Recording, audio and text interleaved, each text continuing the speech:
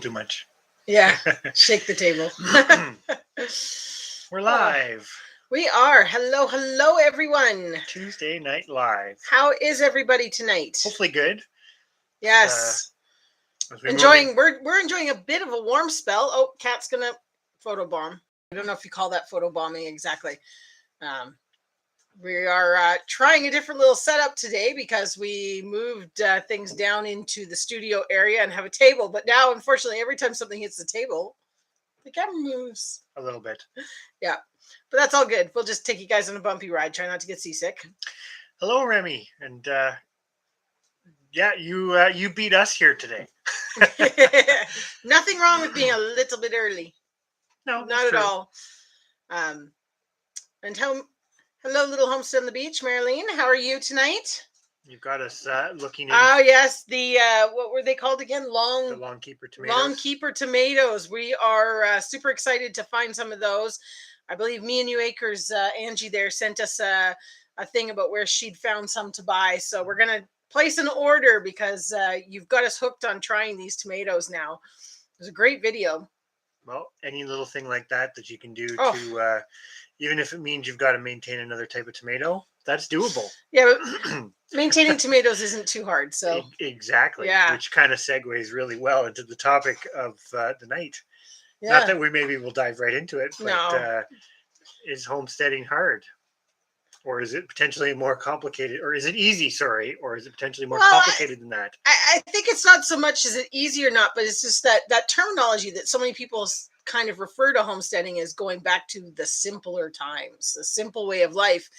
And it is sort of one of those, that's kind of a catch-22 in a way, because is it simpler than going to the grocery store and buying all your food? I'm not so sure. Hello, Scrappy Acres Homestead. Hello, Bev from Urban Homesteading. How are you? Not late at all. Remy was early. Everybody else is right on time. Right on schedule. Yeah. I will agree, because we did look into them. It's awesome that they're not a hybrid. I won't hide my feelings on that. I think wherever you can, it's nice to not use hybrids. Not use hybrids if you're trying to do things kind of sustainably, because it's not that you can't do things sustainably with hybrids, but you may have some interesting things pop up. Like we used a tomato this year that had obviously hybridized or crossed, and got quite the mixture of tomatoes from it. They were still edible. We still used them, but they definitely didn't produce consistently. That was a seed exchange tomato. They all had different qualities. It was interesting. But it's just kind of one of those. It'd be interesting to hear people's thoughts, or at least see people's thoughts in writing, I guess a better way to put it, on just your feelings on homesteading and how it typically is lumped together with a simple life, or like it's viewed almost as like that taboo kind of going back in time thing. And I always think about it as this romantic notion that pioneers had an easy life. But you don't really know where that came from. I don't know where that came from. I mean, I'm going to digress for a moment, but there was this show. I was a kid. I must have been maybe 15 or so. And this show came out it was filmed in Manitoba, where I'm from. And it was called it was called Pioneers. And basically they took four couples from city and essentially put them out in the boonies, not too far from actually where we lived. It was like horrible. They got the worst mosquito year ever. And anyways, they had to do a whole year. And basically they went with what was in their wagon and their horse, and they had a pig, and I can't remember what else. But anyways, it was very, very interesting to watch this pioneer life and see these people. Didn't they in the end have to pull people out of it? Yeah, somebody got sick and they had to end up airlifting them out. But they actually were lucky because their spot was actually near some Hutterites out there, and they got a lot of help from the Hutterites and learned a lot of stuff, which was kind of good. Mm-hmm. But anyways, total digression there, but it was a very interesting thing, and it just showed how hard it was. I mean, these people were in a little tiny one-room tiny cabin trying to keep warm in -30, and they were anyways, they were mostly sod cabins, weren't they? Yeah. Well, no, it was board, and then they'd stuff the sod in them. So, which is very different from what most of us are used to. We did see that you had planted some of those, or were going to plant some of those tomatoes.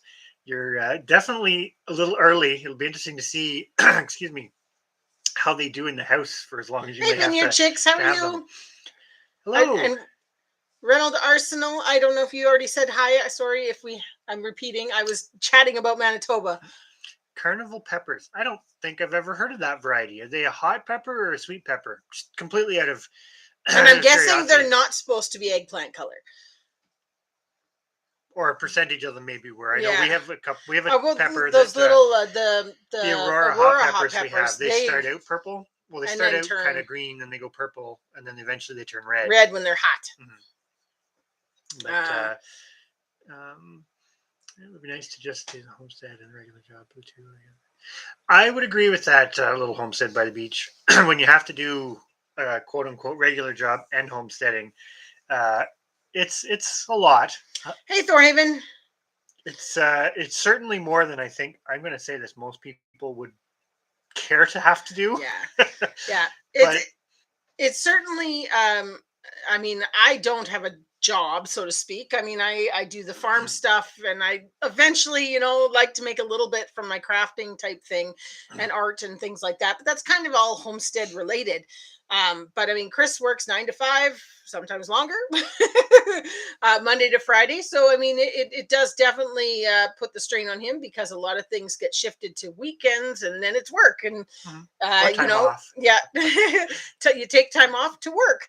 But I mean, would we change it? Not a chance. I mean, I think it's all very, very worth it. It's just that interesting concept that I keep going back to it, but that typically people think of homesteading as a simpler life. I definitely agree. There's nothing simple about homesteading. It's constant work, and I think it's one of those things, and potentially the times that we are in at the moment are a great time to bring this particular aspect up. It's the more dependent on it you are, the more complicated it gets by nature, that you need a lot of skills and knowledge to make it work. And I think that's the part too that people sometimes shy away from, that side of it, having to put too much thought into it or gain too many skills to do it. There is, again, that romantic side of it. It's like people would like, I'm totally generalizing here because I say this all the time. I'm preaching to people that are already doing it, so it's a little different context. But that romantic view is that, it's going to be so easy, it's just going to work, and it's like, no. That is that thing of one thing we find is around every corner you think you've just about got it, and then something throws a wrench in there. That's how it works. That's homesteading. But I think that's a good point too. It's finding the right balance. And I think that's that's probably a really huge reoccurring theme on homesteading, supplying your own food, keep extrapolating from there. It's finding that balance. Totally understand not wanting to throw away or dispose of or compost the seeds that they were growing. We had that last year with our big blue squash. Actually, James, our son, did a little video on it, a little experiment he had, because we cracked it open and there were leaves on some of them, the sprouts that had grown out of the seeds, yet it was still in the plant. So he planted them anyways, and they were huge by the time we got to put them out. But I think we planted, because they were about a month and a half or 2 months before. They were a long time in a pot, but they did fantastic. Well. The one plant that he had grew amazing and produced so much fruit. So that's good. So we may repeat that. Yeah, I think they won't be long. What is it? Long term? No, what are they called? Long keeper. Long keeper. It won't be long keepers because you're gonna be picking them in June. But that's interesting about your carnival peppers, that they started out one color and now they've gone a different color. That's one of the interesting parts about hybrids, right? Is that inconsistency. And I don't know what you're going to get all the time. Well, it could be something as simple as color, or it could be taste, or it could be growth habit. You can get a lot of different things pop up in subsequent generations. And sometimes you get I will admit, sometimes you get some really good surprises, and sometimes you don't. So that's awesome that you did. You're still pleased with them. Yes. That makes it count. That's exactly. For sure. Hello, the Tinker's Wife. I don't know if you said hello yet. We're trying to keep up. Happy Acres, a lot of trial and error go. Yeah, I definitely would agree with that. And I'd probably go one step further about the trial and error too, because we were talking about this in another live earlier this week. Was that Mountain? Oh, he changed his. He used to be Homestead Overland. Anyways, we're talking about how another part with that is too. There's a couple the generation or two gap where people stopped doing a lot of these things that were just kind of normal passed down information. So there's a lot of people relearning it too, which is another thing where even I'm going to say like people like our grandparents or great grandparents who did it, saying it's easy, but certain aspects would have just been quote unquote common knowledge, right? You would have had that knowledge in the family or extended community, and now that trial and error is almost at a higher rate because a lot of people, there's nobody to turn to. I guess the best is something like YouTube where you can actually see what other people are doing kind of that aren't close to you. Well, and another concept that we say about the simple life, back in when pioneer days, well, not so much pioneer days. Timo, you're not really helping. We coming off. But was that sort of thing that you didn't have to do it all yourself because everybody else was doing it as well? That's, I think, yes, a piece that where homesteading, I'm going to say modern homesteading is way more complicated because most of the time you are on your own. Yes, there's great communities built up on YouTube and even Facebook, things like that. There's great communities out there, but it's really hard to get that old field type community where your neighbor had the same type of chickens, so you could just get a new one from them. You didn't have to travel halfway across, or your population was spread out over multiple homestead / farms, as opposed to, well, it's consolidation, right? It's almost what I would say what we're doing anyways, and I can't speak for everybody, but it's almost like a reverse. You've had homesteads kind of over time, what do you call that? It's not accumulate. I don't know where you're going. Consolidate. Okay. Basically consolidate into bigger entities, right? And those bigger entities have more control, which usually it could be they have more cows or they have more chickens, or which is kind of the real modern way that most food is grown. But to go back the other way, you still have to deconstruct that a bit. So you still end up with some people that have to keep more than what you need just to keep some of that stuff going. Yeah. Which adds a whole nother layer of complexity to it. I do giggle at your comment there, Thorhaven, about Ange and Mike. I'm not sure he would giggle at it, but yeah. Oh, that's funny. We're way behind. It's only just started and we're way behind. Oh, that's pretty cool about you guys realizing about the millet that was coming up from your bird seed as well. And yeah, that's something that's totally within the realm, like millet, soy, and it produces like crazy. Those are plants that you don't read a lot about, right? Because they're not Sweeney's Creek, super commercialized. So you don't read a lot about them, but it's like, I agree, millet's great. It's a way to maybe simplify a little bit, a little less intensive. We were so impressed with how much seed you got from one little millet seed. Yeah, trades are definitely something that works too to help a little bit. I'm going to say too. You would do trade if we do rate trades whenever we can. We don't ever want to come off sounding pessimistic, so hopefully we don't. But and Thorhaven, Darren, we've talked about this a little bit too.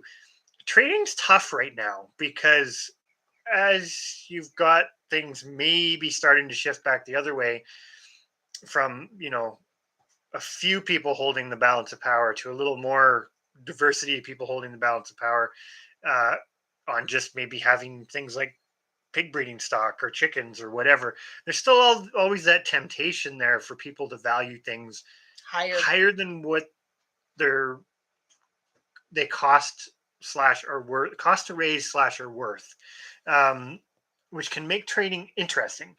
But if, like like you said, we've done a lot of really excellent trades with people, and it's usually ends up a little bit less about the value. It's just everybody's happy with the end result. As long as you're getting what you need, it doesn't matter. There's like an ethical. That's our opinion, anyways. There's like an ethical thing in the back of your mind where you don't feel like you've made off like a bandit with a great deal, but you also don't feel like you've been cheated out of something great. And those are the best trades, because it doesn't matter if you're nickel and diming it down to the value of something. If everybody's happy, then the trade is fantastic, and it's kind of the way it should be, in my opinion. This sounds interesting. This documentary that Sweeney's Creek is talking about the millet. Oh, it was the first. Well, I know millet is a very important crop in other areas. It's grown in North America too, but it's just not. I mean, heck, even some of the lesser, like wheats, are pretty big. But I mean, corn and soybean are king at the moment. But even things like oats and barley and rye and those things they're grown, but not at the scale. Yeah, simple life communities. But yes, I think you have it exactly right, Tinker's wife. Because again, we've been in chats where we've been talking about this. Community's absolutely important, because if you took away all of our technology, most of us, and I don't say this in a bad way either, but most of us wouldn't survive. Us included. That's kind of because technology is I shouldn't say huge. You'd survive, but it would be a huge adjustment. Yeah. Huge adjustment, because even like we were even talking about banking, like, everything is simpler than that. I'm thinking just predators and elements. Okay. But it's true, because if other people don't quite get it, and we might touch on this later, this whole Great Awakening thing. All our lives always go down this. But we're going to hold that for now. There's a typical thing. It's not movement in our lives, but you see a pattern in our lives. We start off on the topic, and then it just all goes downhill. And then he gets into doom. Impending doom. Yeah. Hello, Crucy. How are you? Billy Lee's got her surgery in 3 weeks. Yes. Well, hopefully that goes well. That'll come pretty quick. And no worries on the seed front. Whenever like you say, if we're a little late for planting this year, we will just plant the next year. Although we are planning to do our coming in a spring video, because we didn't get it finished last fall, but we are planning to do our polytunnel greenhouse thingy. And fingers crossed, it's partially up. So we might be able to still start them even later and just have later peppers too, which might be nice. Likes my Muppet shirt. One of my many themed shirts. Yes, these oh no, that was Fraggles we were watching the other day. We started watching Fraggles with the kids because there's a new Fraggles out. Not that Muppets and Fraggles are the same thing, but most people that like Muppets also liked Fraggles. Well, Fraggles are Muppets. Well, yes, and they're all puppets. What? Muppets are puppets? Anyways, all right. Digression. But yes, Vineyard Chicks has got a great comment about it would have been nice to just get turkey eggs from your neighbors, but you don't even have neighbors that are homesteading. Exactly. That's the problem, right? Because things would be so much easier for all of us. We'd have less feed costs, less issues getting animals bred, et cetera, provided we were only doing what we needed to feed ourselves. You wouldn't need to maintain populations quite at the level that we do. Well, and essentially it becomes how life was simple back then, where you grew some things, your neighbor grew some things, and you traded what you needed. It didn't have a value, so to speak. But you also don't have the modern convenience of diversity. Yes. And that is something that I think we've become very accustomed to. Livestock, it's a big thing because there's more livestock breeds. I'm just going to pick on North America, but most countries are like this. There's more livestock breeds even now. Plants. Well, plants are even huge. Worse. The nice part about plants is you can, for some varieties and species, keep more variety. But sometimes having access to more variety makes it not done as well. It makes it harder. Yeah. It can make it harder. You can sometimes have more of one thing, not in a monoculture way, but I'm thinking like on a garden scale.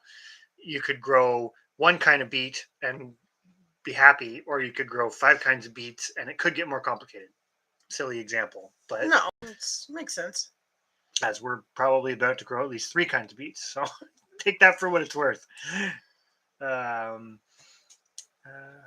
Saying kind of hello. What is millet? And what do you do with it? Millet is basically, to kind of put it kind of bluntly, it's a type of grass, which has a little seed head. A lot of bird seed mixtures. Most wild bird seed. If you go to Walmart tiny, or any of those places like and buy tiny yellow seeds, basically. There's different kinds of millet. If you buy a multi-grain bread flour as well, it'll contain millet. I'm not a super expert on the different kinds of millet, but they all have their own growth habits, and they're all different species, and some of them cross and some of them don't cross. Some of them grow in warm areas, some of them grow in colder climates. Most millets are fairly drought tolerant once they're established, relatively speaking. They're great for like chicken feed or poultry feed. We found out after tracking our economics that millets are really expensive right now, and it probably comes back to the fact that they're just not grown in a big monoculturally, whatever in a big subsidized way. Yeah, put it that way. Kind of catching up. Everybody's still saying hello, which is great because there's the whole thing about community. We may not all be able to share like Vineyard Chicks if we can't share our poultry with them because we're in different countries, but that doesn't mean that we can't still learn from each other. And that's still a part of a community that I do think is important, because kind of the trial by error and learning as you go, that's great too. But if everybody has to start from scratch with no information on how to start it, etc., you're starting from nothing. And you have nobody to go to try to learn. Can you imagine how many people would just, I'm going to say it, utterly fail and be left completely bulldozed over by impending doom? Which is pretty crazy, right? Because there would have been a time when you couldn't have long distance communities. Yeah. So that's the knowledge that you gain, and also the camaraderie, the encouragement, because sometimes it does get, and Chris and I get this all the time. I mean, well, not all the time. I shouldn't say that because it's not really, but I'd say a few times a year where we get that, where you just sit down and go, is this worth it?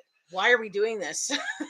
And everybody does. Everybody gets to that point at some point. Something's gone wrong so many times that week that it's just what is that effect that you call that? It's a multiplier effect that, one thing on its own would have been fine, but as soon as you hit the fifth one, you're just like, I'm done.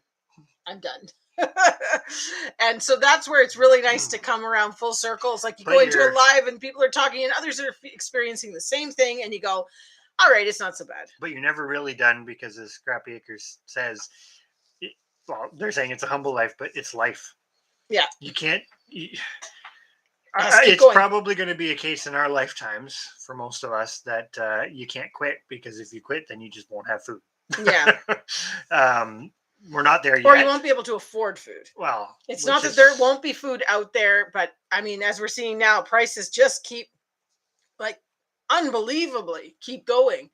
I mean, we went for groceries the other night, and I mean, anything that was on sale was completely gone, and everything else was so high priced. It was just like we bought barely anything, and you spent $150. It was just like, Anyways, so yes, definitely growing more. Me and you Acres just came in. Hello, hi guys. And Hugo Homestead. Hello, how are you tonight? We're behind. We're always behind. Yes, that's okay. We're getting the little thingy on the side is going further and further and further. Well, it's actually interesting that Scrappy Acres was sheep bacon. We haven't done the sheep bacon, but we did just put 3. Well, there's 2 and 1 goes tomorrow. We didn't butcher them ourselves, and that's actually something I want to say this in a live, because oftentimes we talk about like the cost of taking things to the abattoir to get them processed or whatever. There's still, I'm going to say this, for us, it doesn't really make it sort of quote unquote economically viable to turn it into a business at this point in time. But there's still some value, we think, in taking some animals there. I could do it, but I don't really want to do the big not rams in the middle of January, February. But at the same time, you're still in some little way contributing to keeping that going. Yeah. Because supporting your community abattoir. I mean, we're lucky enough to actually have a community abattoir. And if we don't keep continuing to support it, it will disappear, and it will disappear when we need it. Like, for example, okay, you're not 40 yet, but I am. I'm not going to say how much over 40, but, you know, let's say for 20 more years we could butcher them ourselves. If we didn't support, if everybody followed that theory and didn't send some stuff at least to the butcher to keep them going, in 20 years when we need them, they won't be there. So I mean, we're lucky enough to have a butcher 20 minutes down the road, which is not common. Something everybody has. So supporting that to the level that we can when we can isn't a bad idea. That's still part of the community. Freezer, I'm going to do a video on it after we get the one back that's going to be butchered tomorrow, because all the meat's going together in the one freezer. But just to show, like, how I want to talk about how much it did cost and the value for what it is. And just, it's a lot of meat sitting in the freezer like that. You look at it and go, well, that'll feed us for a year. And I'm going to say goodbye to Vineyard Chicks. Sorry, I probably have already missed you guys, but I see you're heading out. But I think that's one thing too. We're in kind of this mode of looking at sort of economics in review, because not so much that we're trying to economically justify things, because there's been some really great comments to some of our videos where it's like, you're forgetting the value, like that's food or value added this, that, whatever. And we're not discussing those in those videos about the economics, because we're just looking at the cold hard numbers, for lack of a better way to put it. But what we're hoping comes out of some of the discussion is, which I think people are seeing it, is that when you add in those other values, there are certain things that if you can really justify them, sort of in that cold hard economics perspective, and you're still getting X, Y, and Z, like those are completely priceless, because you can, in our existing state of things, if you can afford to do it, that's amazing. Well, and the other thing that's, just because you're talking about the economics, I'm going to go a little bit further with that. The one thing that is the goal of this little kind of economic series is this: we're doing a breakdown of each individual thing first, and at the end, after we've done we still have sheep and gardens to come. We're doing a wrap up kind of complete video with how much we spent as a whole on the homestead versus what we brought in, and the value of all that. Just as spoiler alert, but we did everything we do on the homestead for less than what we fed ourselves. So we kept track of our grocery bills, our eating out bills. We fed our animals, and we had this lifestyle, and it still didn't cost what the average Canadian family of 4 uses a year on groceries. Yeah, based on based on resources. Stats Canada, whatever site.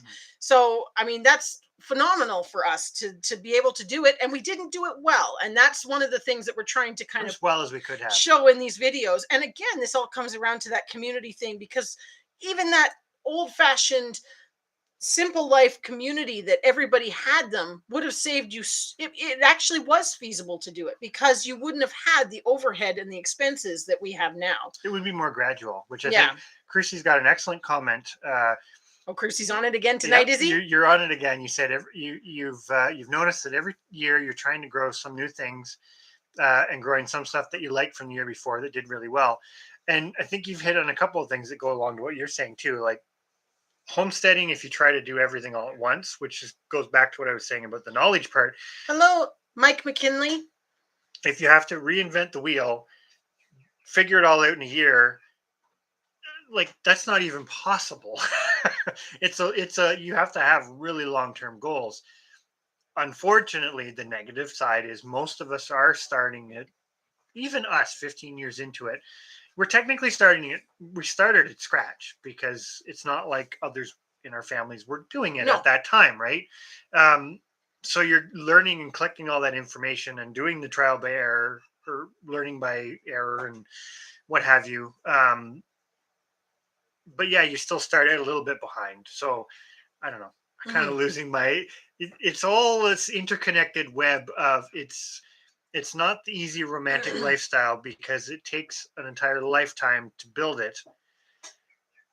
And then it's so many layers and so much interconnectedness, but yet the basics are simple. You're looking for things that do well for you and that you like, right? There's no point of raising catfish in a barrel if you don't like catfish.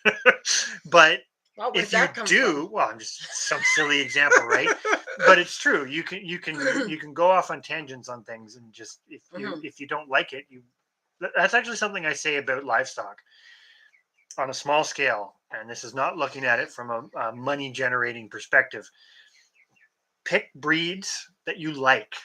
Because if you like them, you like working with them, you like the way they look, you like the behaviors of them or the products. You're more likely to do it well. You're more likely to do it well and look after them well. And if you look after them well and you do all the other stuff well, you're more likely to get better production out of it. It's kind of just, whereas if you detest it, I'm going to say it.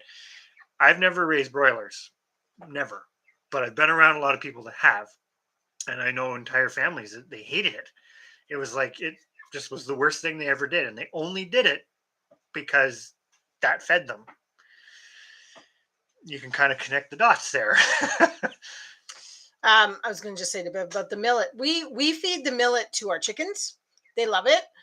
So if you're thinking of it, we buy bird seed in order to put it into the feed for the chickens. It has the millet in it. That's the part we were saying about the bird seed is slowly getting more and more expensive, the millet part.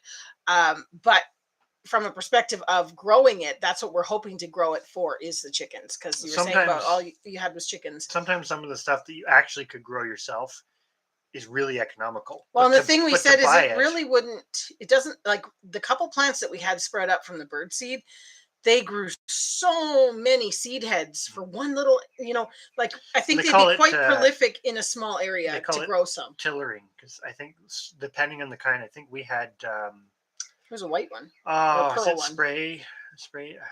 I can't remember. I should have it memorized. But some plants will tiller, where they'll basically put up multiple seed heads, and I'm pretty sure some of the millets just do it on their own. Whereas, like, you can make wheat tiller if you mow it or clip it.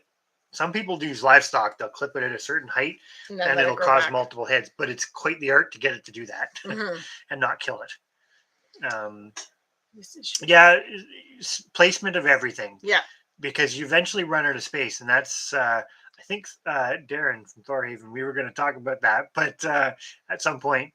But space is kind of a finite thing, really, right? Like they call it real estate for a reason, and although there is some real estate being made by volcanoes and stuff, there really isn't more being made. So you always have that finite issue of trying to find out where to put everything, and not completely destroy your property too, right? Because 55 acres, you could technically have a lot of cows, but what are they going to do to your property?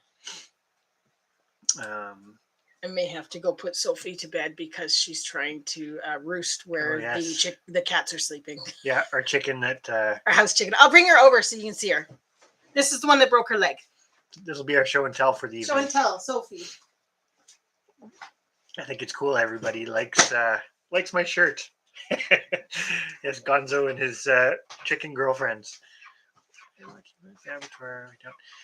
Yeah, I definitely agree, because even for us, there used to be another abattoir closer, but basically 2 abattoirs in the area closed down, and one replaced them. Okay, there we are. Be careful with her. I know her leg. Yeah, that is our chicken. That's Sophie, and it's her bedtime with her broken leg, but she's gone quite a bit better. The splint's not coming off for a couple more weeks, but she's getting to the point she can walk around pretty good.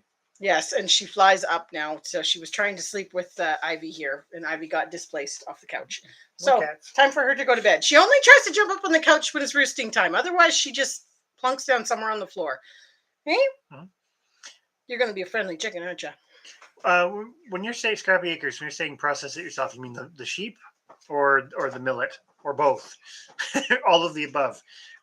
We definitely do process some of our sheep, and we plan to do that in the future too. But part of it for us is the abattoir is usually less busy this time of year, so it's easier to get bookings, and it coincides. We'd like to do it a little earlier, maybe like early January, but it coincides well with the breeding season. If we have especially older rams that we know we're not going to keep after the breeding season, they're really good candidates to send, because without going into details, price per pound to have them processed is cheaper than some of the smaller lambs.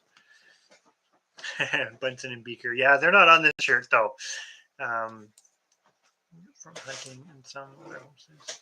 That's good that they've got the business, because it's a skill, right, to be able to do that, and it's not a skill everybody wants to have to do at that level. But if it disappears, it disappears. Can be canning of the meat you're getting tomorrow. Maybe for the short term, it's probably going to go into the freezer. But well, except for I made an error when I told the butcher. I said that I wanted the loins kept whole, and one animal after another, just go. And anyways, previously when we'd said that, they deboned it and just it was a boneless loin that we'd gotten back. Just shoot me now. Anyways, but they didn't debone it. They sent it back as the bone, big, long, like doesn't fit in our fridge barely. So anyways, we were defrosting that. So we could actually do that as canned. Yeah, could do that. That's definitely an option. Yeah, I've wanted to do pressure can just meat for ages, because I've not done it. It's usually the case. I just make it into something. We're gonna say this. We either usually cook it and make it into something, or we put it in the freezer. And it's usually this is bad. It's usually a time thing, because we usually have enough space that it's kind of like once you've gone through and done it, and it's like 10 o'clock at night. It's just like, okay, that's just going in the freezer. But we should take more time and actually do more of it properly. Mm-hmm. That's gonna come. That'll just come with being more organized and a little less scattered. I think that we should do. I think it'd be interesting to do some of the goose meat, because we're not. You can technically, although I don't know if I will try it anytime soon. Technically, you can preserve that on the shelf if you seal it with the goose fat, but that's a whole different discussion. I don't know if I want to run the risk of losing it. They used to do it. I think it's cooked first though, but maybe. Definitely agree. Acquiring the tools, i.e. jars, lids, that sort of thing, building a cold cellar, freezers, isn't cheap. But like Remy says, once you have it, it's an investment, because I don't know, investing in things that aren't just disposable. I know can lids are technically disposable because you're not supposed to reuse them. But generally speaking, you're saving. You don't break them, you are saving money in the long term. Yeah, but that's a very long term. And I would like to look into a little bit more of the reusable lids for. I've heard mixed reviews on them, but the reusable lids for canning and things like that. But that's something for down the road. At this point, I'm still doing it the old tried and true way, because that's what I know. To buy any meat other than our chickens, of course, or beef and pig this year.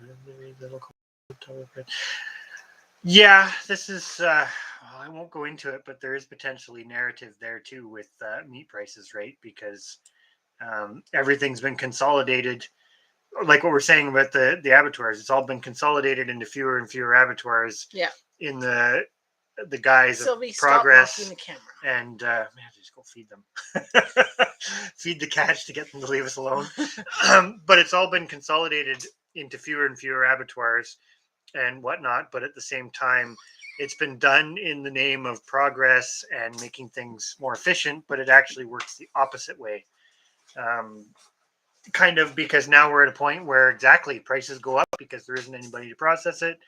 And, one plant shuts down because of X, Y, or Z, put in your reason there, and you can kind of see where the resiliency factor is not really there, which is another discussion about homesteading.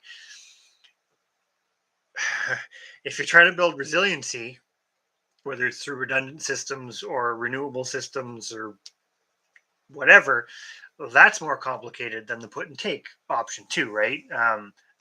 Put and take has its place. Put and take's a really good way to learn certain skills, but it doesn't have a lot of resiliency, because you are you're more dependent on the put and take, because you may still have to buy things like feed, and you still have to buy the animals every year, in the case of like the broiler example. Sorry, getting off on lots of tangents, but this is a good discussion, I think. I've done that's kind of cool, doing invoices for the snake callouts.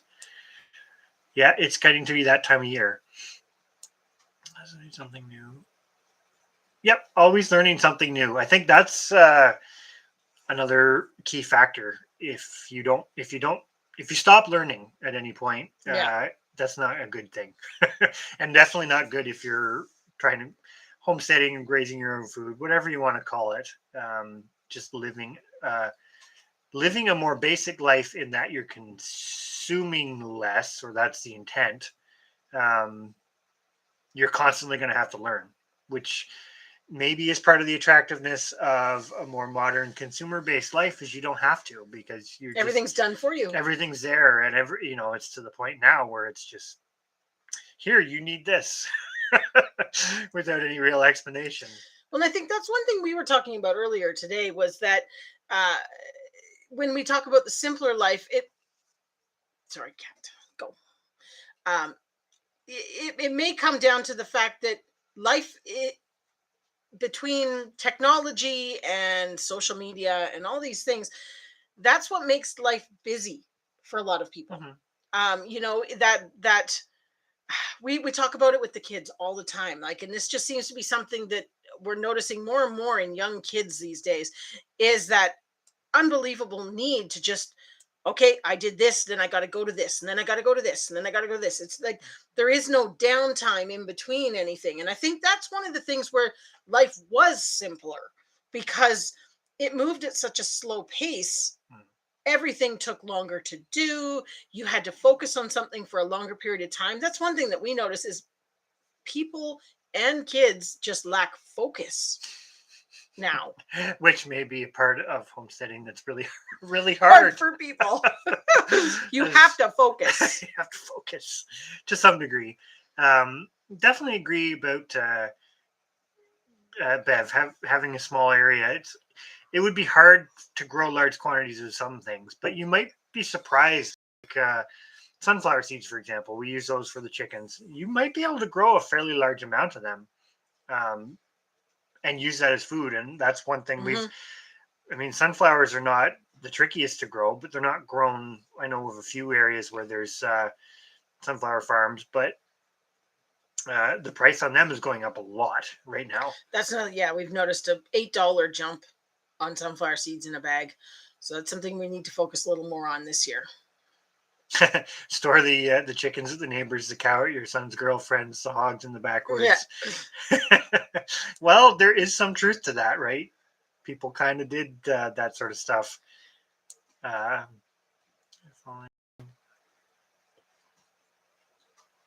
Yeah, I definitely would agree with that too. And I don't think from what we saw last year, Chrissy, Barbara. You definitely didn't fail. We are so far behind. You've probably been in here for a while. We're getting there. We're only to Sophie. Oh boy. Urban Homestead's got newly hatched chicks too, which is awesome. Yeah.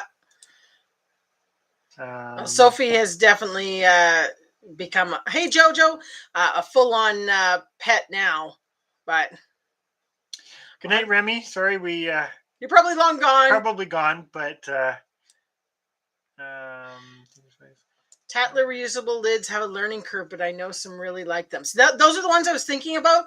I haven't found somewhere in Canada to get them yet, but I can order them on Amazon to get from the States. But of course, everything is pricey. I have a feeling there'll be like a lot of things. There'll be because this is something too about everything. Canning and canning lids, and fermenting lids, and tomatoes, the simplest denominator here, which is the easiest to have variety. They all have certain situations or things that they're good for. I imagine they'd be a great tool to have to play around with. Well, yeah, just to get some to see if you can only use it for, because you're not going to swap over to those for everything right off the bat when you don't know how well they work, or that sort of thing. Like you say, learning curves for sure. Mm-hmm. So definitely want to try and do something with that. Night, little Homestead on the Beach. Thank you for coming in. You're probably all gone. The words put and take. Yes, the dreaded words put and take. We'll put them. It'll be like Sesame Street. We'll have put and take, impending doom. Near far. Yeah, it'd be like near no, far. That's not the near far. That's the one where they two-headed take monsters. He's got like two knee, and then whatever. Yeah, like makes a word. Make a word out of two things. Yeah. Put and take, impending doom. I will say it. I don't think put and take is evil, but I think given the way things are right now, if you can try to figure out ways to avoid it, especially if you're starting out or even if you've been doing it for a while, the promise that that's going to feed your family, it'll feed your family for that year. But you may not. It's very short-sighted. I'm not going to go into critiquing other channels, and don't get me wrong, because doing anything is better than nothing. Yes. So, but it's just, and this is something we've been talking about doing. We aren't going to do it this year because we didn't order broilers, and it's to the point now that you couldn't get them anyway.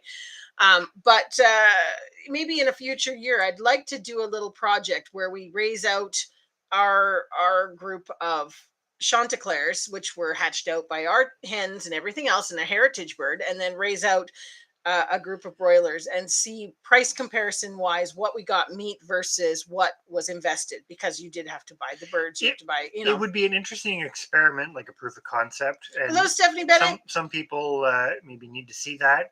I mean, we kind of ran through very rough extrapolations where it at least was kind of equal, except you didn't have the sustainability factor. But maybe we'll do it in the future. I don't think this is the year for it, but that's awesome that... you even said the put and take and impending doom before we saw Thorhaven's comment. I did. But it's awesome that Stephanie got her rabbit hutch, and it'll be coming tomorrow. That's awesome.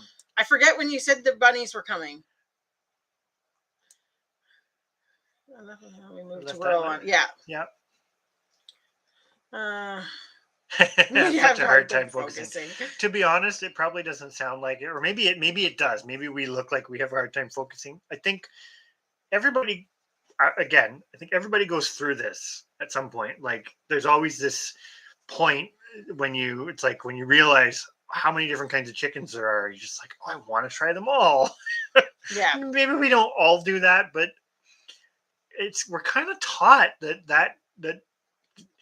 Why not? The world is your oyster. This is a catch-22. We're kind of taught that diversity and access to so much stuff is good, but it can work against you too, right? Because you end up not doing any of it really well. But is there a cap on that? I don't know. Like we always say with chickens, probably better to sort of eventually pick one and stick with it. But if you can rationalize them for different reasons, then by all means have at it. Or if you really like chickens and you don't like something else, then just raise chickens, and maybe you could have a couple and different kinds. And it also depends on your situations, because if you live in an area where you couldn't have a breeding population, there's so many variables to it. I don't think there's one solution. Hopefully we never come off sounding like it's this way or no way, but smaller go up. Yeah, that's true. That's actually a big thing that we are trying to do. Like, that's our big switch over. We like growing beans. We have some dry bean, some bush bean, I should say, varieties that we really like, but we are very serious about making the switch to the pole beans. To sort of fill our needs because of that same thing. We can get so much more production vertically than if we just grow the bush beans. And it's not that the bush beans aren't good. They do what they're supposed to do. It's just we think maybe we could get a little more production out of different. Without taking up more real estate.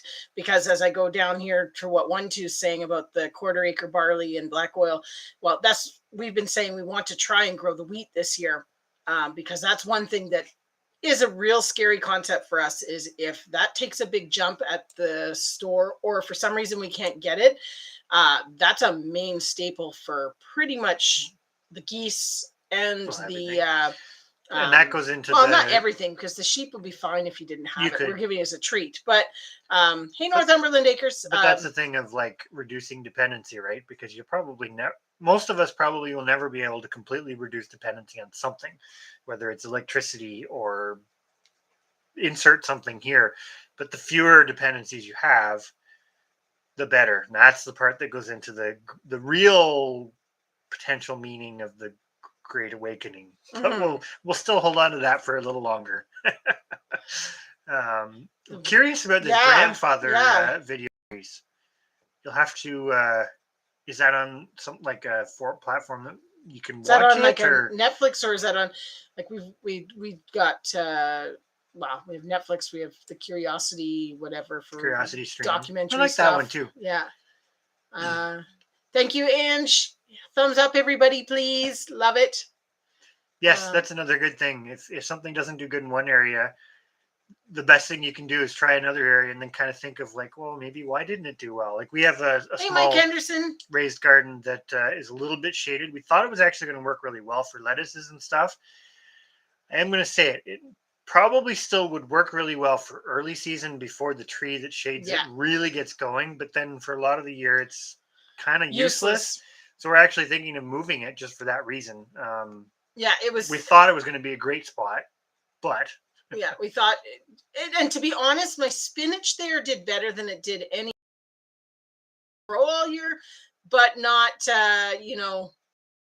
not fantastic. I think it's better to move it. We're potentially, and this is another thing too. Eventually, you get to the point.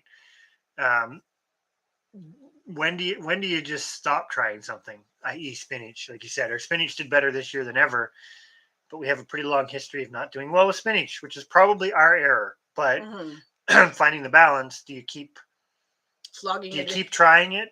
Hey, hoping it's going to work, or do you kind of eventually just go? Yeah, I think we're potentially bad because we've kind of come on to the YouTube platform and we did quite a bit of downsizing and changing and restructuring. So we probably look like somebody who just, or a couple of people who just kind of like cycled through things and it's like, no. And we just keep changing our minds. But there is quite a bit of, I don't know, backstory to that. Social media has screwed up my ability to focus. Well, it is true. That's a whole it's like we sit down and we go, okay, we'll watch one thing and then we'll get on with what we were going to do. We'll have to write that down. Stephanie on Instagram is. I can write that. Hang on. You got that? Sorry. Oh, what was it? Let me take cat. You take a cat and then I have two hands to write. Ow! Ow! Happenstance Homestead. There we go. We may actually have to feed them. I can go up and quickly do that. Come with me. We're going to go have dinner. Come on. I think that is funny about the Doom. I honestly, I keep toying with it. Oh, no, don't touch that cat. Come on. Sorry, cat's hitting the screen. I keep toying with the idea of kind of playing around with the impending Doom idea. Not so much to, not a fearmonger tactic, but more to have fun with it, because in some ways, it's like a lot of what we're talking about, trial and error, trying to grow things, all these other things. It's like, this is the pot. 1 second. As I move the cat. Oh, God. Oh, technical difficulties due to a cat. Anyways, where I was going with this, playing around with the impending Doom idea is something I keep toying with, because the positives of it, and this whole, like I say, great awakening thing, is the awakening really is do what you can, or the lesson that I think, I'm going to say it this way, that I think is the biggest, is do what you can to take yourself out of that system a bit, reduce your dependencies, reduce your consumerism. Are we ever going to stop being consumers? No, because we're animals. We're not plants. We don't produce in the same way. We always consume. But yeah, the impending Doom is kind of a fun thing to play with. Oh, had a technical difficulty due to cats knocking over. Good night, Tinker's wife. Sorry, I probably have already missed you. So we try to catch up. And it jumped to the bottom. Oh boy, did it ever. Okay, there we go.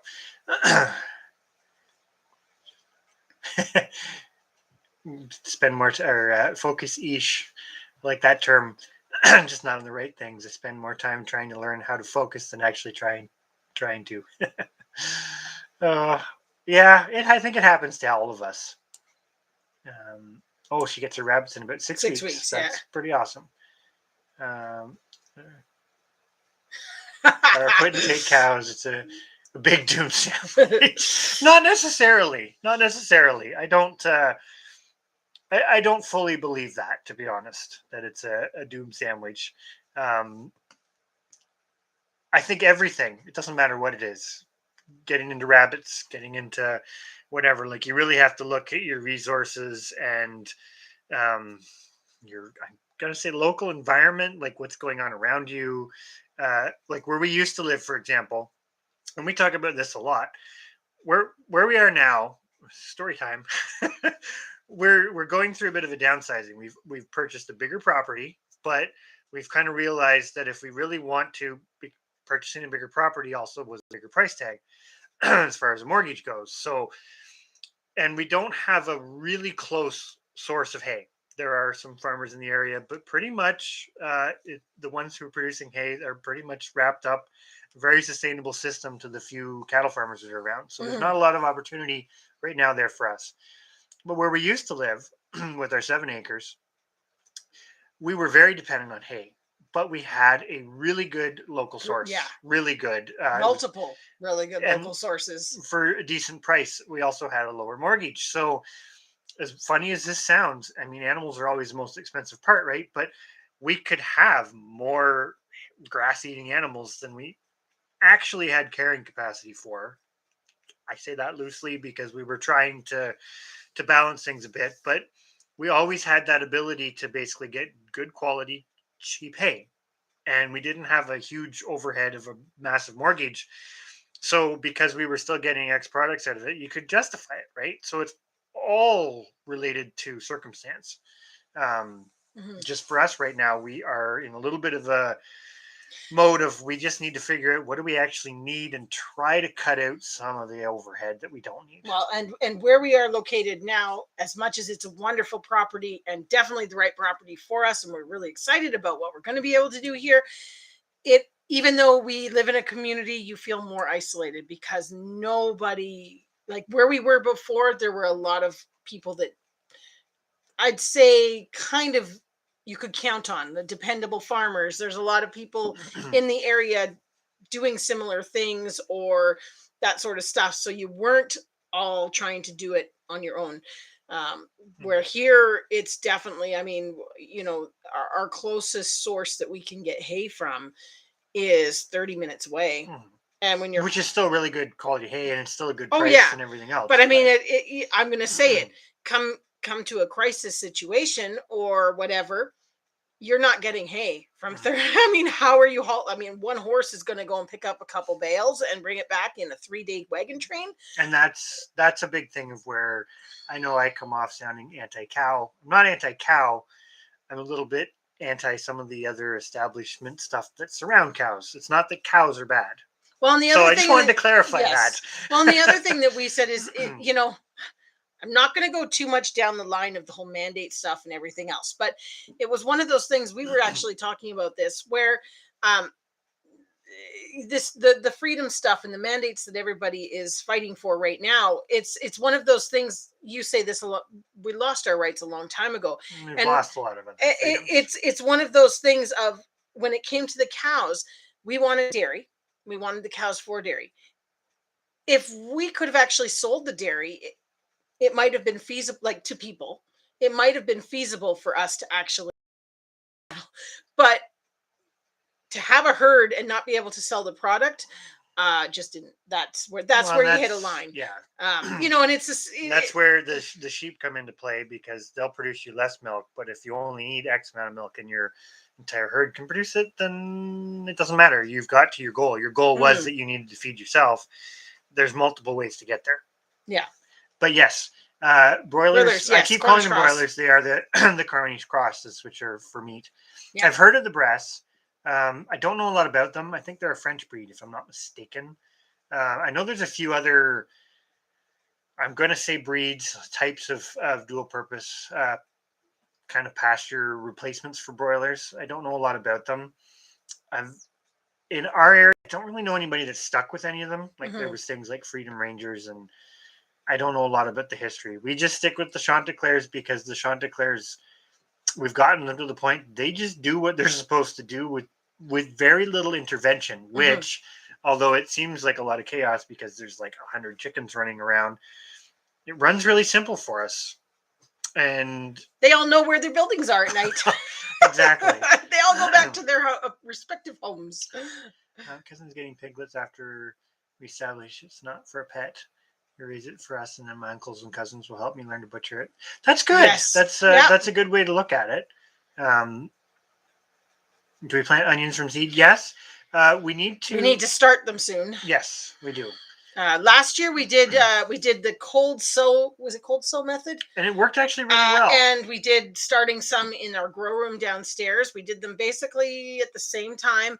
I will say the ones we started in our grow room did do better because they were further along. The grow room, they were started in the cold part before the grow room got all the lights going and actually warmed up much. Yeah. So they pretty much ended up the same way. It was kind of like a cold stratification because at certain times of the year, our basement's like, what, 4 degrees? 4 or 5. Yeah. It's a little warmer now as we start to ramp things up down there. But as more grow lights get going. Well, yes, also true. Yes, we do this.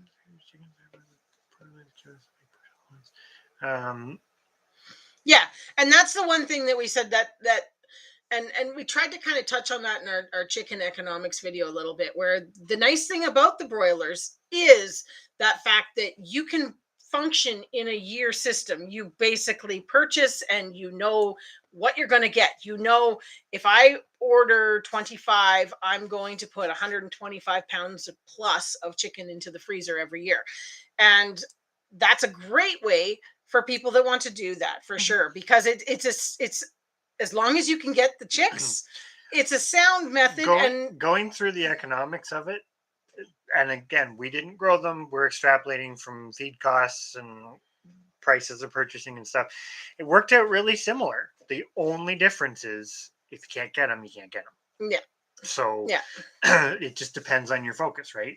And what you can do. Maybe you can't have and the one thing I will say is having broilers in conjunction with some sort of breed that you have that can maintain itself, I think is a really smart move, because that gives you the broilers. I know we have a difference of opinion on this, but it gives you the broilers in that instant access to that meat, but also gives you a fallback or a safe place. And that's the thing that most people don't think about is the thrive versus survive, right? If you can get it, there's nothing wrong with it. But sure, but at the same time, my caution would be if you can help it, I wouldn't base your whole existence on that, because if somebody can't get them, then you're kind of that's it.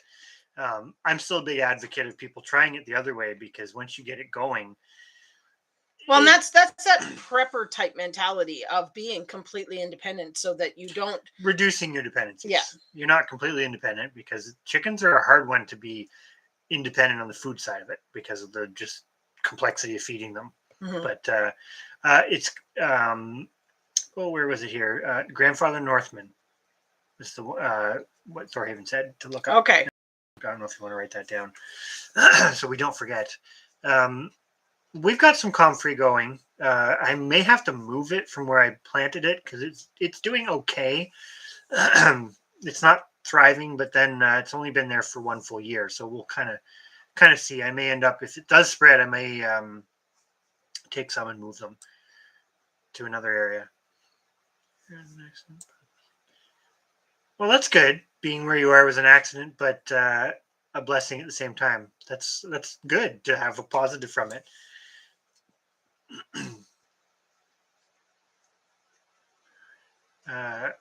Marfugal TV for learning. Interesting. That's another one. What is that? Marfugal News. We're gonna write that one down too. Yeah. Work Play Grow had 2 rabbits kindled today and had 18 kits. Wow, that's really good. Awesome. That's really good. I'm going to go off on a bit of a tangent on the rabbits for a moment. That's another one of those things where our rabbits don't always produce the biggest litters, but there are times in the year where we hate it because it's like, oh, we would have liked to have more. And there's other times of the year where it's actually kind of a blessing because you don't have as many that you have to feed. Because the one plus and negative to rabbits is you have them your feed cost goes up exponentially for each individual unit. But that's great, though. 18 kits is a lot. Do they ever decide not to crow? Sometimes. Well, and the other thing I would say is often if you don't have another rooster, or because often they're talking to each other, they're trying to outdo each other, and so if you don't have another rooster, then he doesn't really have a need to overcrow. I mean, we have 5 roosters, and believe me, I think we drive our neighbors crazy. But joys of living in the country. Yeah, the geese do it too, but that's a different story. Well, yeah, the geese are. That's awesome. You've just set up your fodder system. That's actually something I think this weekend. Yes. So we used to have a fodder system. When we moved here, we moved it to the basement, and it didn't really do so well. It's too cold. It's a little too cold. We are going to revisit that because for rabbits in particular, the fodder system is savings. Great. Now we tried the barley. And we found the barley didn't work as well as wheat, actually. We found the wheat, and it's probably just the feed mill we get it from, etc. The wheat sprouted amazing. The barley was inconsistent. Yeah.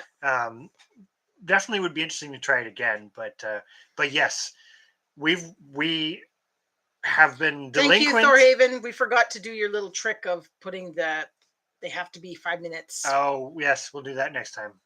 My bad. So thank you. But yes, when you work out the math, the fodder, because you get so much more actual density. Well, it's growing, right? Yeah. The price point to feed the rabbits is like a fraction. That being said, and we need to experiment with this more, as a maintenance ration, we love it. Like maintaining breeders, that sort of thing. They stay in great condition and they eat it like no tomorrow. We did have a little hard time. We tried some experimenting before we moved when the fodder was going well. Growing them out not exclusively, but mostly on it, they didn't do as well. They still needed the extra. Yeah, it was slower. Yeah, it was slower. And we did a trial between one group that got the pellets and one group that didn't, and it was a substantial difference. Yeah. So we kind of then moved to doing sort of not 50-50 on it. Well, probably pretty close to 50-50 on our grow outs. We did fodder one day, then pellets one day, and that seemed to help a little bit. But definitely we found our grow outs didn't do so well on. They did well. They love slower. It. Yeah. The other thing is we may have to, if we were going to do the grow outs, we may have to feed that. Thanks for coming in, Ange. Have a good night. Yes, have a great night. Rex rabbits are a nice breed. We kind of looked at them too.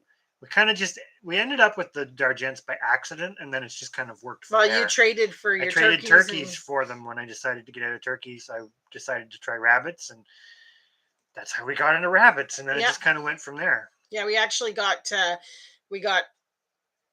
did we get three 2 Bruns and 2 Champagnes? We had there was definitely, because red was a Brun. I had a lilac too at one point. Yeah. I had a bunch of different colors, and then But good night, Thorhaven. Thank you for coming in. Chickens, golden comets. Yes, I remember you talking about that before.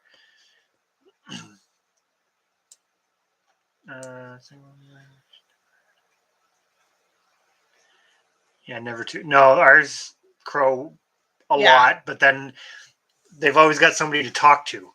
Yeah, ours that's talk usually back and what. Forth. Yeah. I mean, they'll be sometimes at 4 a.m. and it's pitch black, and you can hear the dang rooster. Usually, if they're doing that, though, something's bothering them. We find the roosters will start. We have one coop that it's metal sided, whether it's mice or something, wakes them up, and they start crowing.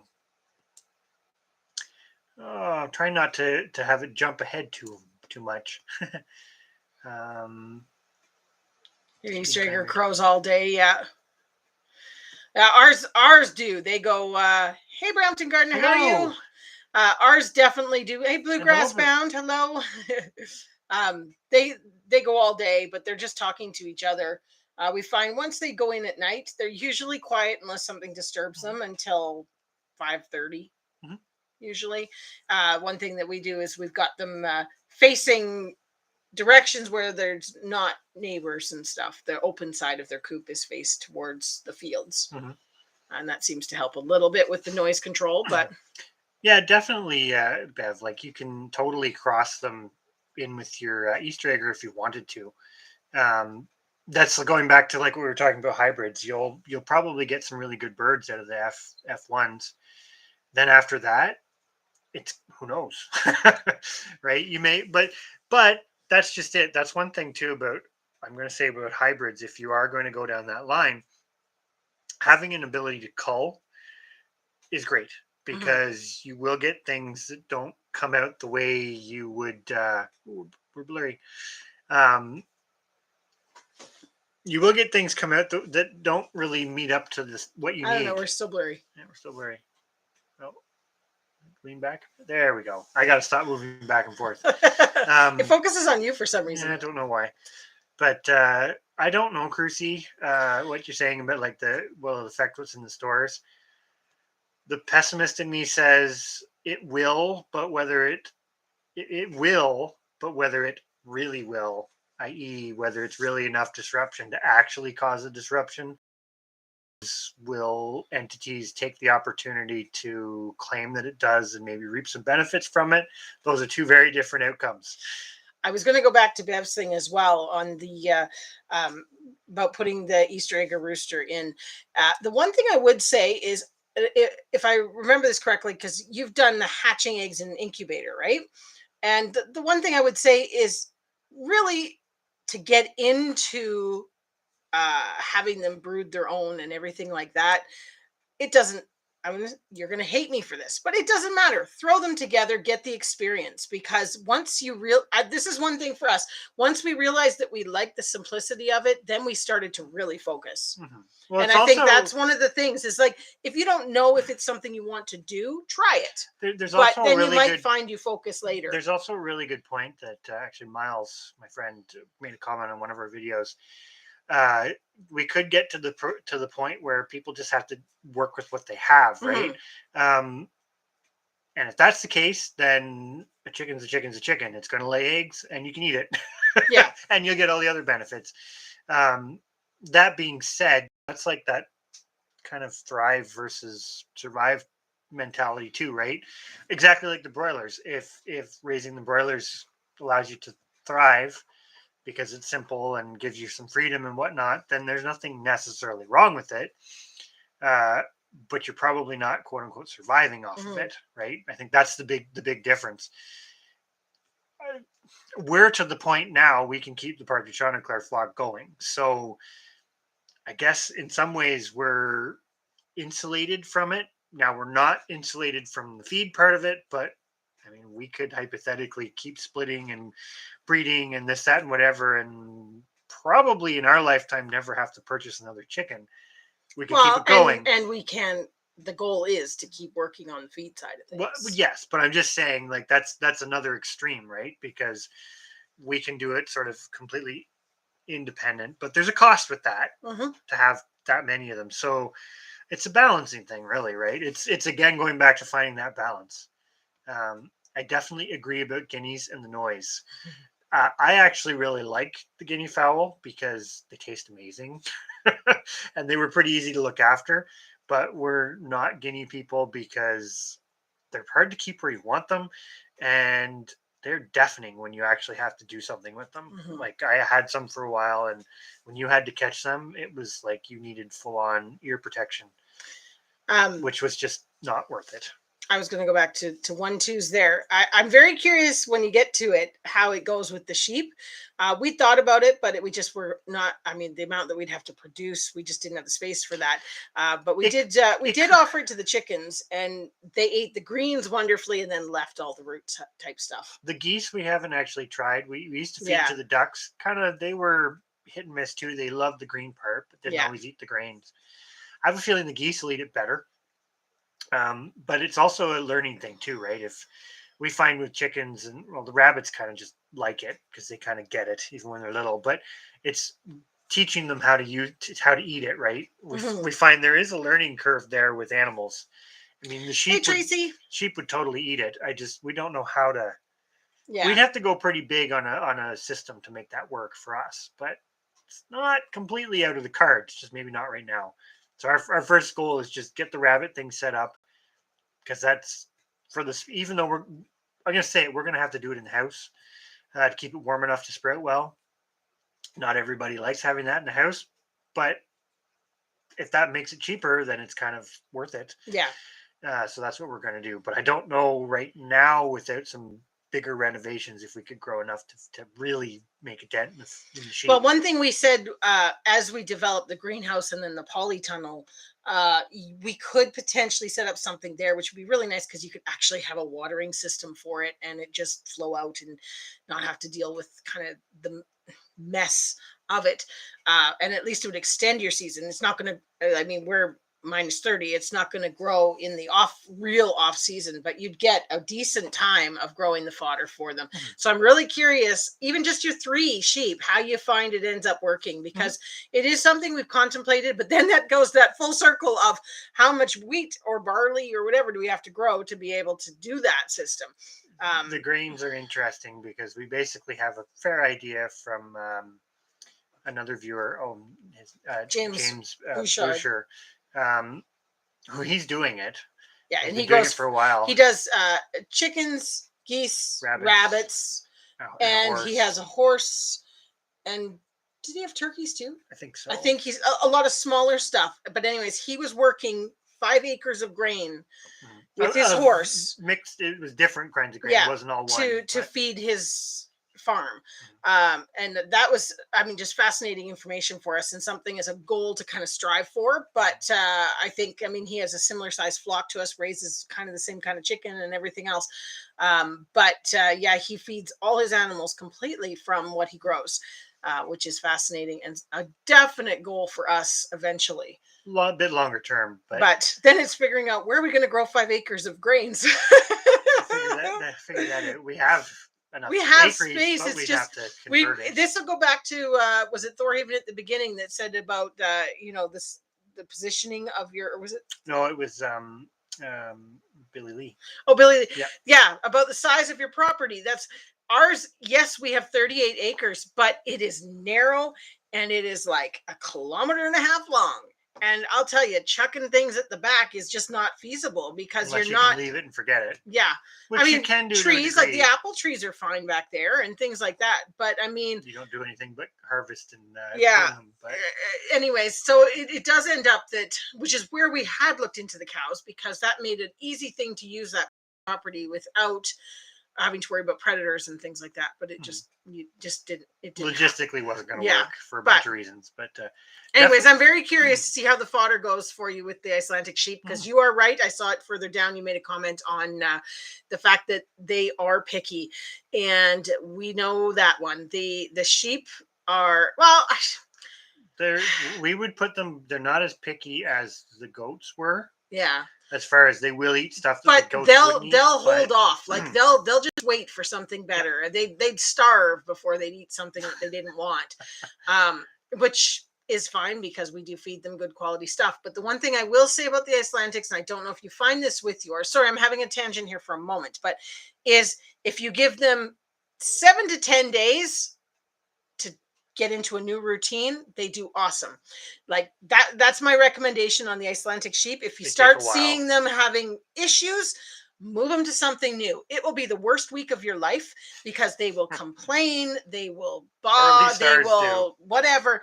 And then all of a sudden it's just like they just get it. They just get it. It just all of a sudden it all meshes and works well, and you're back to they're eating everything, they're happy, they're whatever. And it just seems like they're the kind of thing that they need a change every now and then.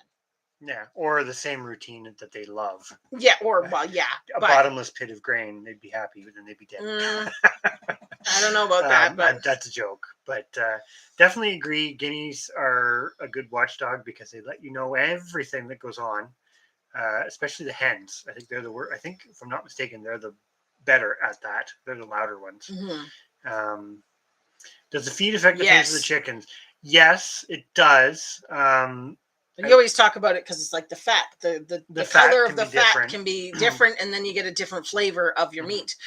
I think that really is everything. Universal, probably. Every animal. There is a. I'm going to say it. Conventional growing systems would maybe tell you otherwise, but keep in mind they're more interested in weight and market price than they are taste or flavor, right? So Mm-hmm. The bigger they can get it, the quicker, the better. Well, that's one thing.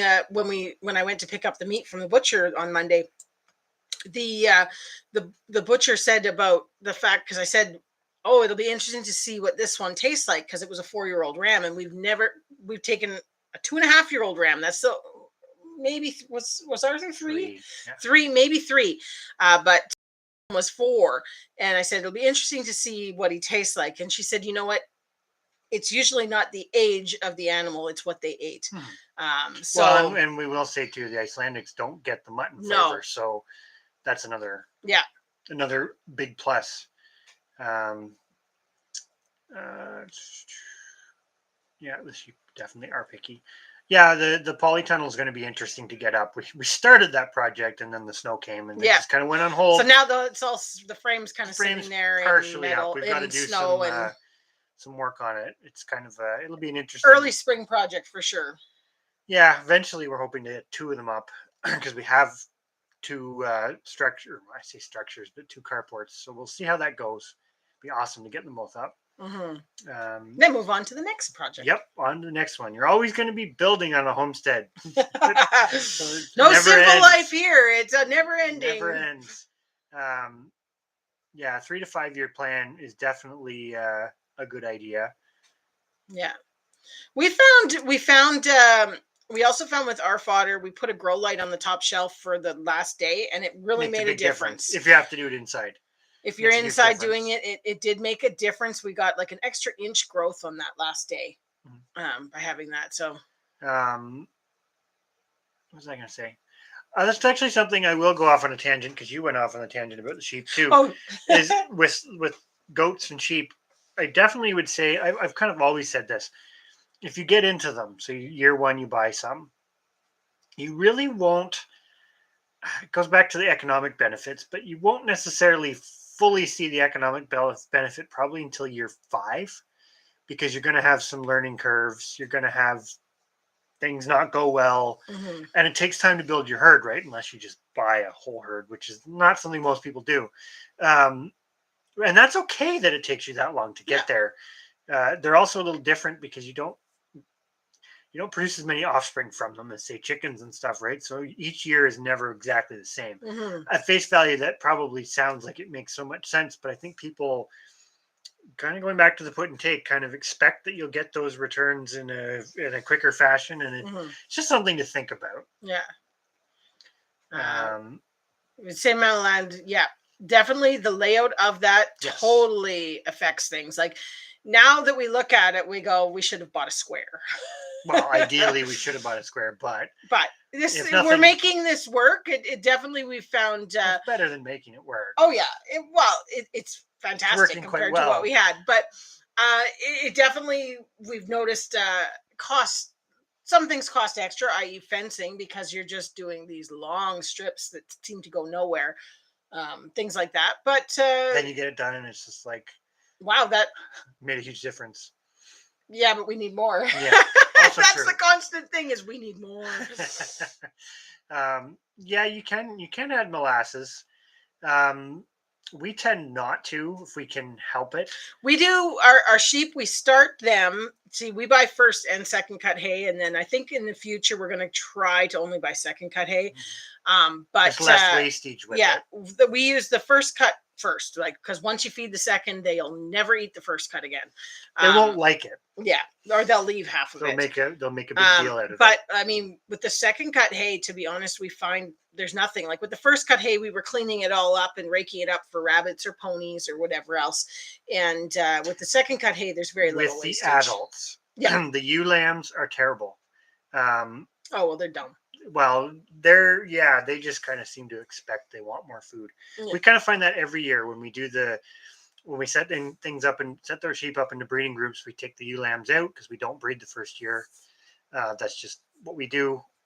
So when we take them out and put them off to the side, they're never happy for like the whole winter. Yet they're fat as can be. Yeah, they're so fat. Probably eating more than they need to, but they still they just complain. They do a lot and waste a lot. So thank goodness the rabbits like to eat the wasted hay. Yeah, so there's definitely a plus there. There's very little goes to waste, and what little bit they don't eat usually ends up on the garden. Well, and eventually, as our herd builds, that'll be another factor that comes into culling. I already do that with my rabbits. If you won't eat hay and you won't eat the weeds and things like that, you don't get to stay, because I'm not just feeding you pellets. It's a decision that's made up front. Is the nope, you're not. With the rabbits, every now and then you get one that's that way. It just won't. He just Sometimes usually it is. It's a buck, and they just won't eat anything.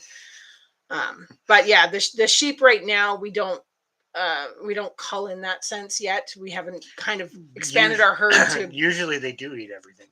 Well, yeah. Aside from the winter months, young ones, yeah. In the summer it's the other way around. But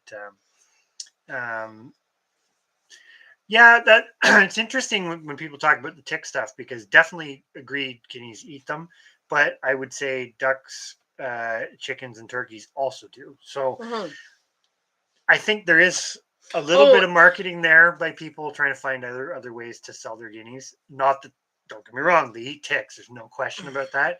But I think people underestimate how many ticks a chicken will eat, given the option. In our immediate, like the homestead around where the chickens are allowed, we've never seen a tick.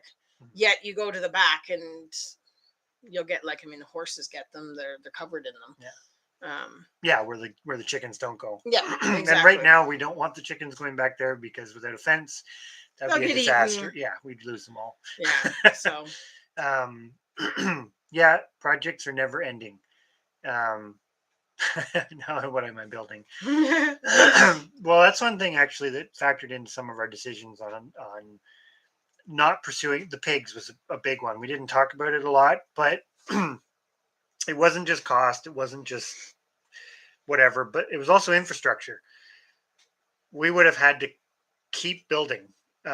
We already still are going to have to, just to make it work with the geese, for example. We kind of have very limited spaces to put them into their breeding groups. Into the breeding groups, and we need some more coops for the chickens as well. We're making it work, but ideally, it'd be nice to have that.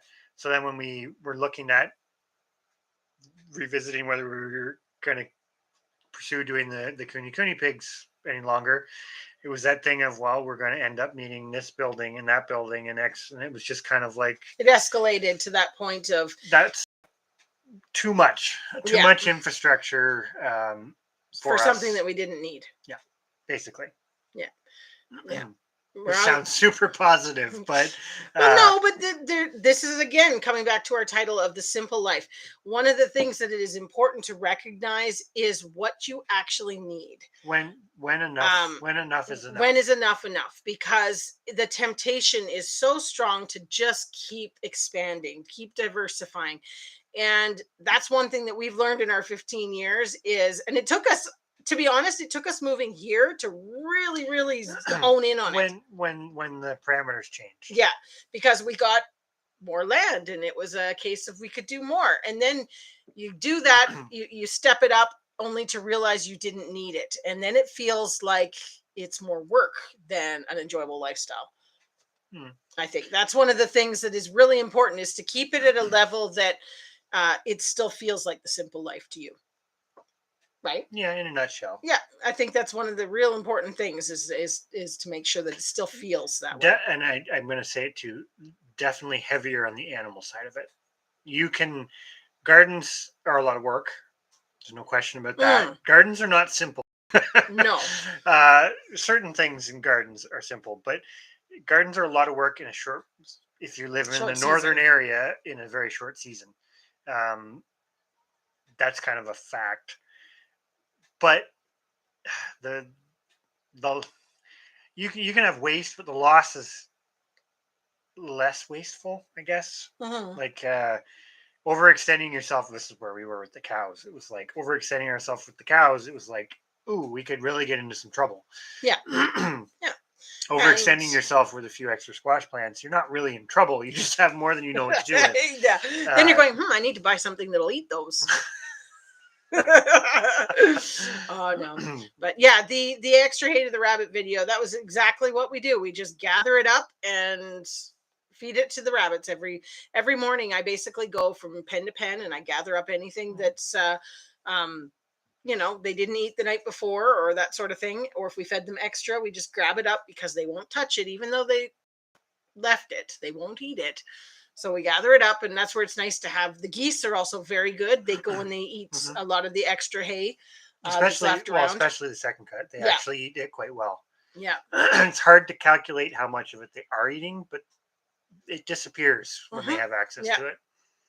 The road to enough is never ending is exactly right. And knowing knowing what you're after is key, I think. And that's the part that's the hardest to figure out. Because it's very individual. Yeah. Or I say individual to a homestead or a gardener, or you kind of have to answer that question for yourself. And I guess that's all we keep trying to do, is just show here's the things that we think about. It doesn't necessarily mean that this is how everybody should do it, but these are things that we think about and why we've done decisions the way we've done them. And exactly. Hopefully it's useful. If our thought process can happen to help a few people. And yes, it's very fluid and changes as you go. And this kind of goes back into more, modern things that are going on now.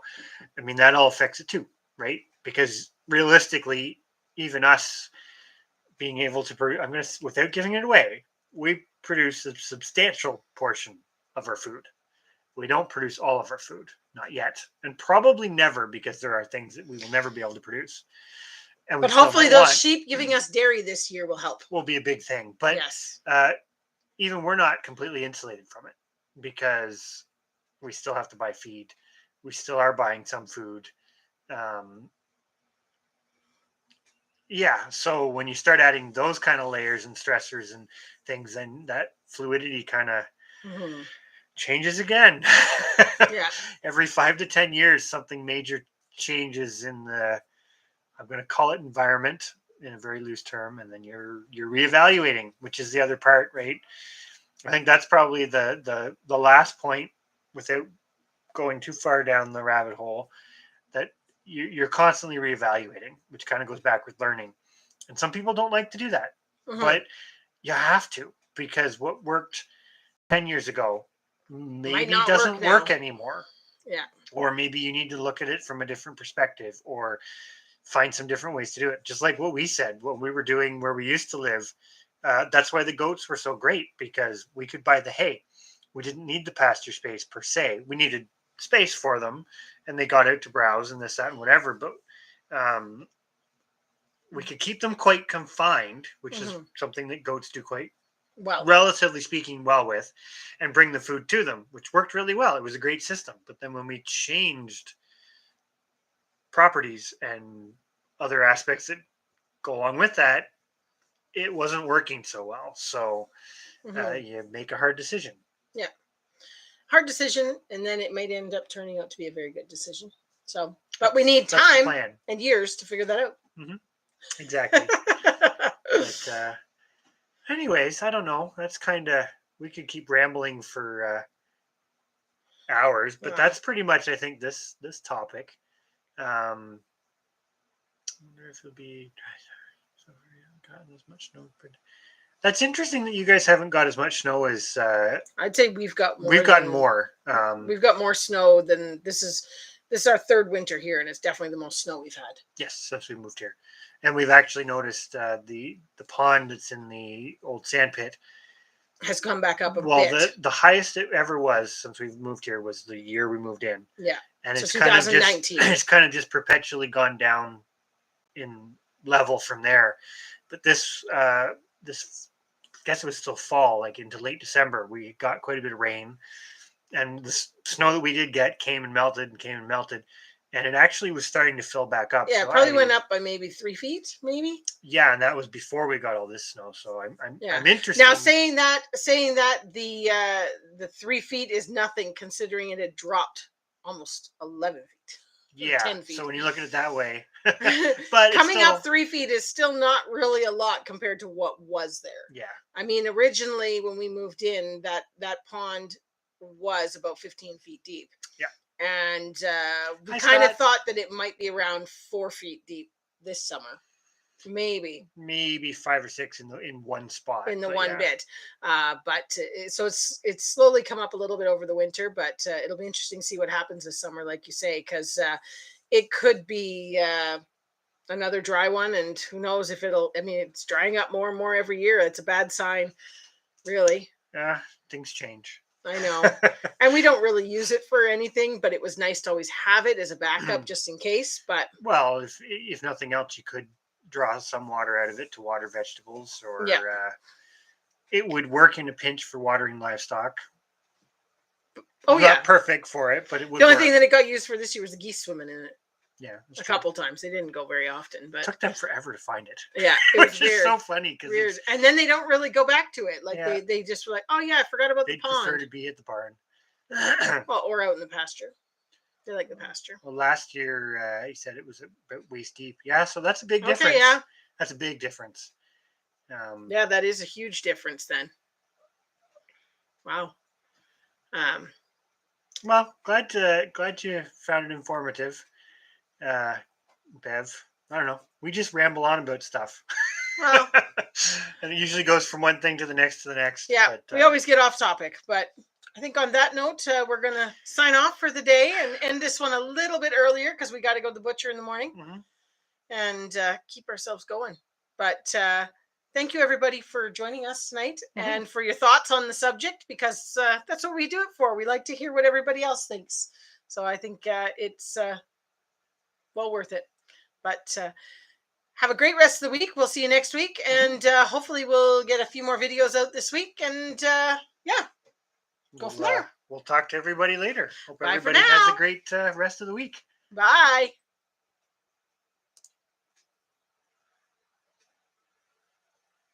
Maybe.